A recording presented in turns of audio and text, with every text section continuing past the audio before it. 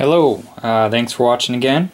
Today I just got some FR4 in the mail, so I've been kind of cranky because I've been waiting for it. Should have showed up Monday, and it's oh, it's Wednesday. I guess I only had to wait a couple extra days there, but it's a little circuit I built. I don't know if it'll work for sure, but I just got it in the mail and I'm putting it together. I'll show a little video. I actually already did it, but I'll just show it in fast forward of populating this board here. Yeah, so I kind of just designed on the fly and then routed it up, sent it in. This is a little MOSFET board, and what I did, let's see if you can see this here. I populated all the small stuff, all the it's all 0805.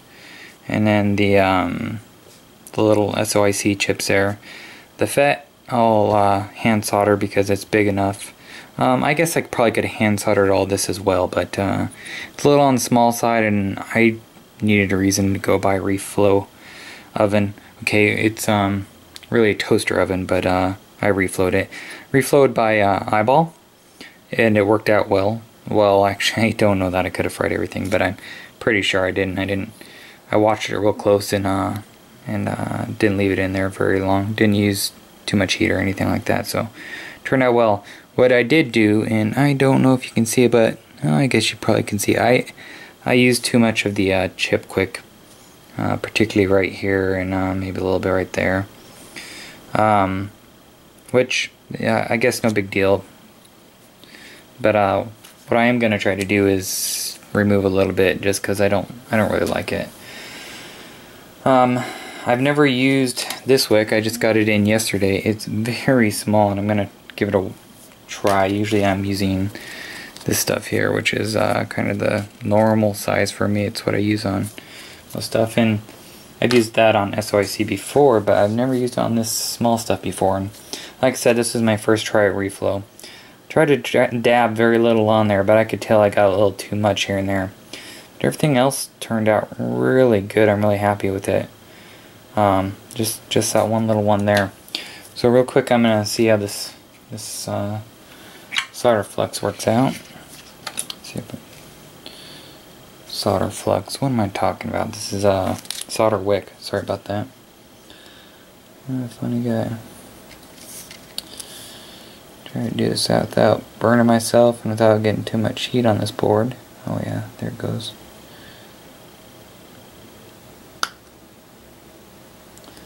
I turn.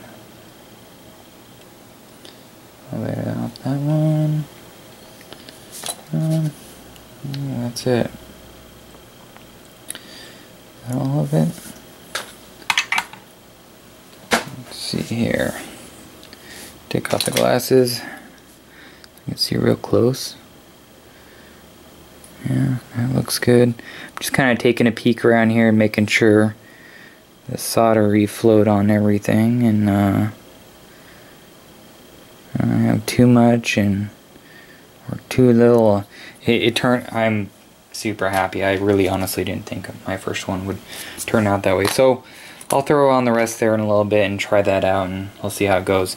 I started selling stuff on Tindy, not like I'm trying to make any money really, but just stuff that I thought somebody else might need.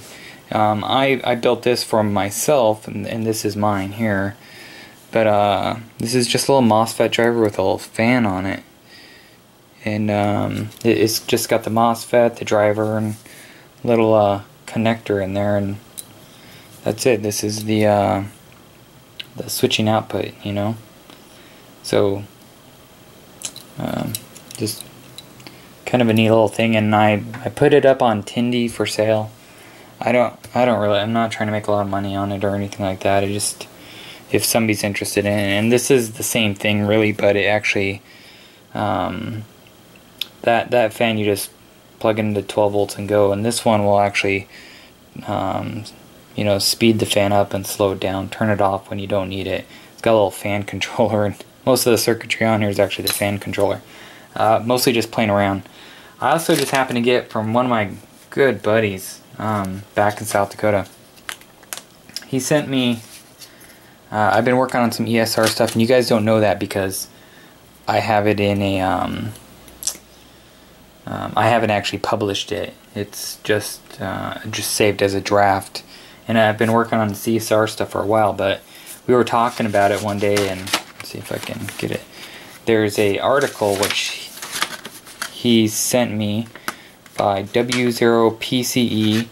It was out of a QEX, the QEX magazine, and somebody went, I guess Far Circuits went, and actually made the circuit that was inside that QEX. So the idea here is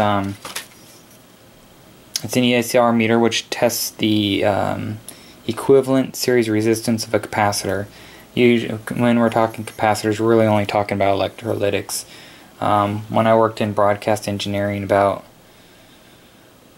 if it wasn't RF, it was about a 90% chance it was a capacitor.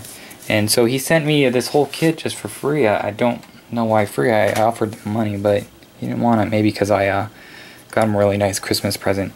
This Far Circuits here is kind of interesting because, and I'll see if I can show it to you, but I'm a little surprised by the quality. I mean, don't get me wrong, I think this board costs like $5 or something like that. I looked it up on their website, but you can kind of tell, like, right there, you know. I'm guessing they actually solder these things in-house. I mean, this thing almost looks hand-drawn in a way. I mean, it can't be. It's too precise.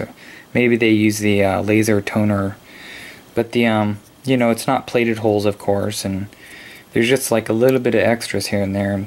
There's no bridges that I can see, but just not the cleanest job ever. But whatever. Free kit. Hello. Not for somebody, but this was kind of neat how they did this. They just threw in the values there and just taped them next to it, which is cute, I guess. It's clever. I like it. And then they threw in this guy here, which that's pretty handy for somebody building a kit. Although everything is stenciled on here, and even this stenciling is interesting. They got it almost right on, but not quite. But it's almost like oh, I would have guessed that they did this in-house too. They probably put it on there and ironed it on. I'm not sure, but I'll build that up. This isn't a pick or anything. This is just a you know, hex inverter, one of those fast trigger hex inverters, a lot like you see on those Alan Wolke videos. But that's it. Oh yeah, and I still have to get a an amp meter for that. I've got a bunch of them, but it needs a 50 microamp meter, and all I have is stuff in the milliamps. Something to watch out for. Here's well, this one's not a great example, but here is a meter, and the meter obviously doesn't have any mention of what the full scale milliamps are, and especially when you run into stuff that says volts on it, these things are generally rated in current. I've never seen one that wasn't, but I guess it's possible. I'm sure they have meters out there where they've put resistors in them, and they could meter. Here's a good example. They could measure voltage. A lot of my meters have these on here, just little shorting bars across their terminals.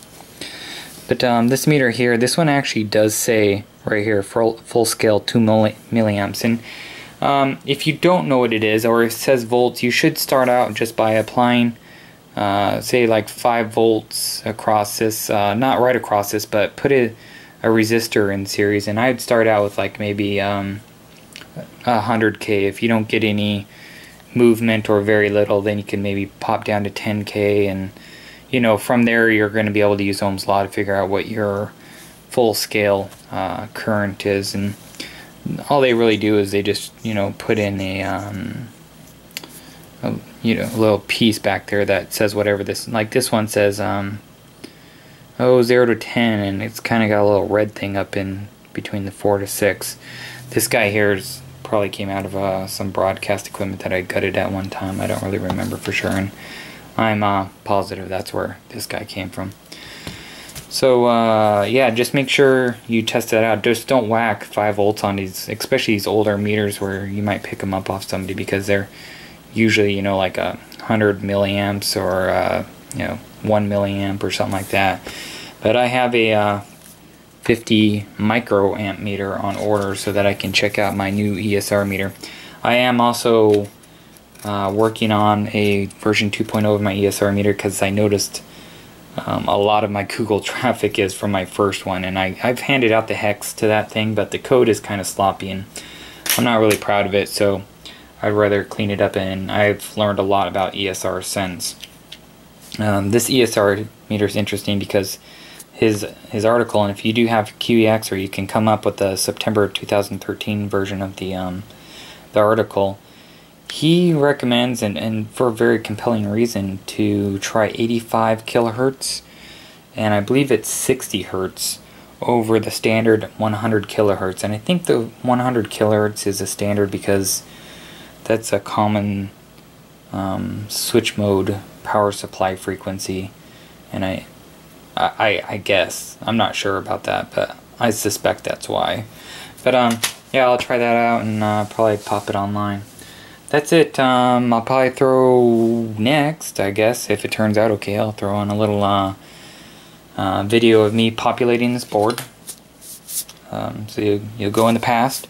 And then also I took a little bit of video of me reflowing this thing, and I guess we'll see how it really didn't take very long at all. You really just need to keep your eyes on this, because I got it kind of in the sweet spot, just to kind of reflowed over here, right on over there. It didn't take very long, and I didn't keep the heat on, and hopefully it wasn't too long, because most of these components are only rated for 300 degrees C for 10 seconds. So, alright, that's it. Thank you guys, and have a nice day. Comments, questions, you know, that typical stuff, feel free. Thanks.